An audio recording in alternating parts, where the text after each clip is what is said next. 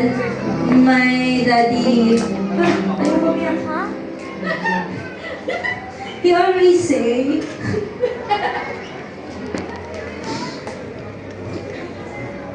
hi. And he always say, kahit sa mga kapatid ko, sa iba-iba sinasabi niya, yan ang pinakamatapang kong anak. Yan ang pinakamaldita. Totoo naman. Pero, ako din po yung pinaka-ilapit.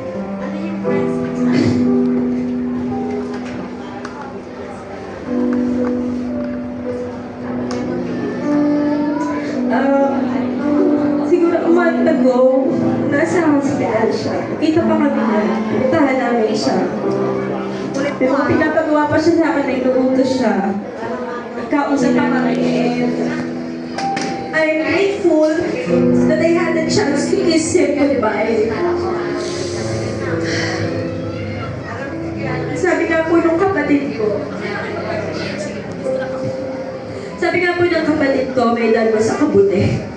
Lulumugin niya daw. Pero alam niyo po, he was a dad. He was a protective daddy.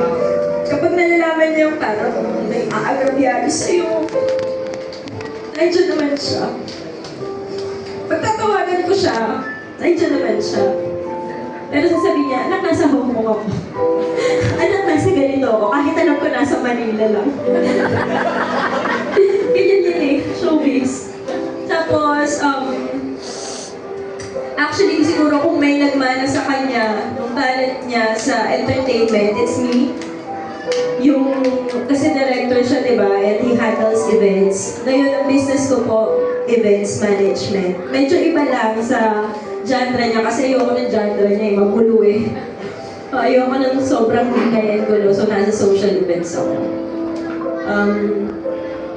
Sabi nga po nila, kamukha ko daw yung daddy ko. Sakuha ko daw yung talent, kakuha ko daw yung PR. Yung noo. Yung noo. Yung ayong. Yes. Pero, nag-uusap po kami kagabi ng mga kapatid ko. Nagtuturuan kami, ano kayo magsasalita kami sa... Sabi namin, wait, baka mamaya ma-spill natin yung mga negative. Focus tayo doon sa positive. Pero, kasi po, sabi nga ng sister ko, ni Cathy, siya ay parang kabuti, lulubog linitawan kung saan siya mapunta, parang nangingitlog pa yan. Kaya meron kung saan-saan. But, nonetheless, of course, we believe that, parang, ano kami, magulo po yung family story namin, history namin, family tree namin, but we believe that the Lord orchestrated everything and the Lord allowed it to happen. Kasi, diba, we still have to be thankful no matter what. Kasi nandito kami, nakatayo kami because of Him. Kasi kung hindi rin naman sa Kanya, wala na naman kami. So, I thank the Lord for His life. He may be imperfect. He may be an absent dad. He may be an absent father. He's imperfect at malayo po sa pagka-perfect talaga, kung alam nila. But, He's our daddy. And we love Him. No matter what.